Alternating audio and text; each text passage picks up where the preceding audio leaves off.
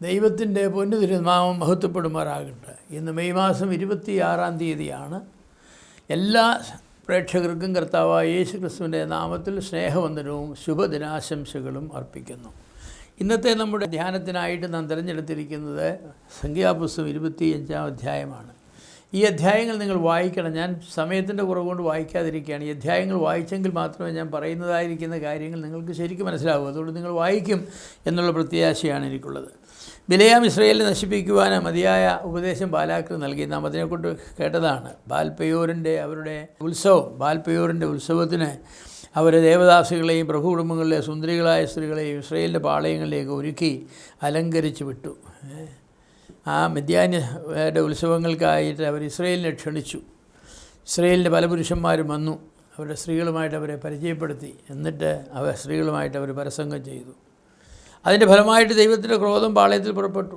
കാരണം ബാൽപെയോറിനോട് ചേരുകയും പരസ്യമായി പ്രസംഗവും വിഗ്രഹാരാധനയും നടത്തത്തക്കവണ്ണം ധൈര്യം കാട്ടുകയും ചെയ്തൊരു കൂട്ടം ആളുകളുണ്ടായിരുന്നു.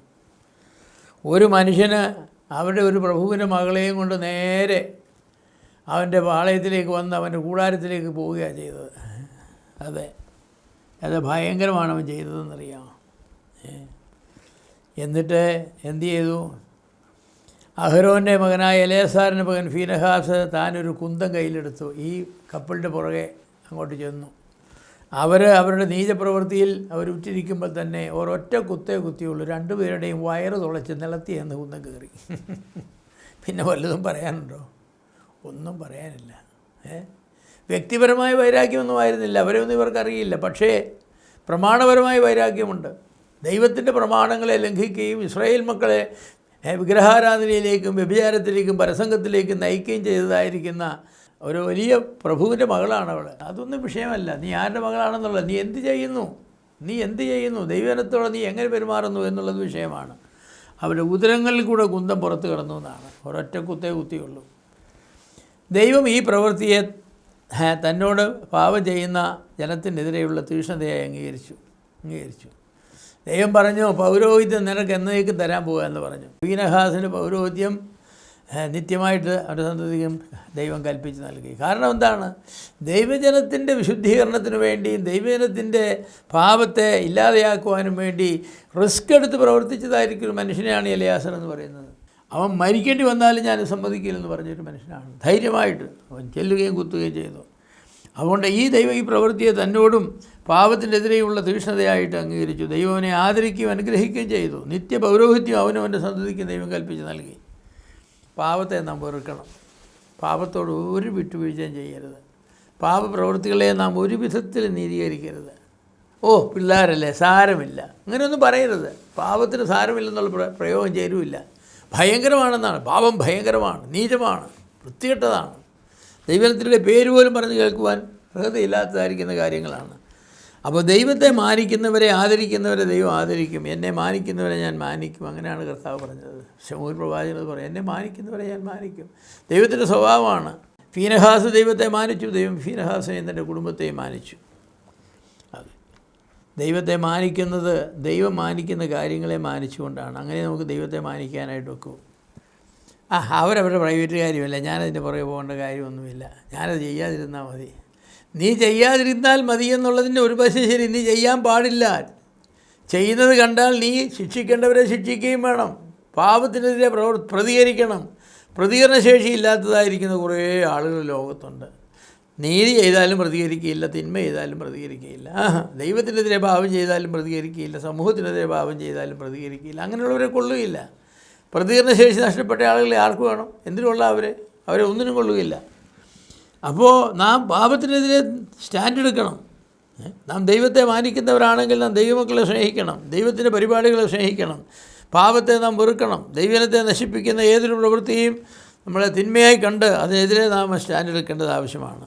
ഞാൻ വിചാരിക്കുന്നു ഈ ഒരു മനുഷ്യൻ എലിയാസറിൻ്റെ മകനായ ഫീനഹാസ് അതിന് നല്ല മാതൃകയാണ്.